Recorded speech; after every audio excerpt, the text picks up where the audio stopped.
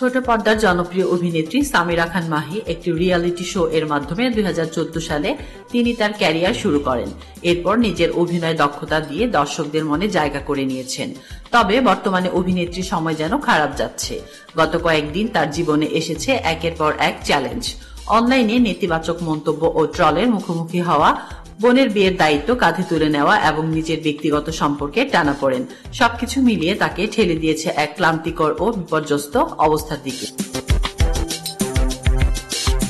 বছর দুয়েক আগে প্রকাশ্য এনেছিলেন প্রেমিক সাদাত সাফি নাবিলকে। এবার সামনে আনলেন নিজের ভেঙে যাওয়া সম্পর্কের কথা। তিনি স্বীকার করেছেন কিছু ভুল তিনি করেছেন যা অন্যদের কষ্ট দিয়েছে। সামাজিক যোগাযোগ মাধ্যমে এক পোস্ট দিয়ে এসব ভুলের দায় তিনি নিজের হৃদয়ে অনুভব করার কথা বলার পাশাপাশি দুঃখ প্রকাশ করেছেন। সামিরা খান মাহির কথায়, আমি জানি আমি কিছু হৃদয় ভেঙে ফেলেছি আর তার জন্য আমি সত্যিই দুঃখিত। তবে কষ্টের মধ্যেও তিনি হার মানেননি। নিজের দুর্বল মুহূর্তগুলোতে তিনি টের পেয়েছেন তার ভেতরের শক্তি এখনো নিঃশেষ হয়নি। তিনি বলেন, আমি কেবল ক্লান্ত, হার মানিনি। তিনি আরো জানান, যারা এই মুহূর্তে মানসিকভাবে চাপে আছেন তারা যেন জানেন তারা একা নন।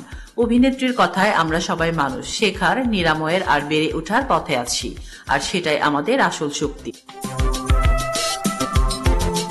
তাসলিমা আক্তার শিমু, SBS বাংলা।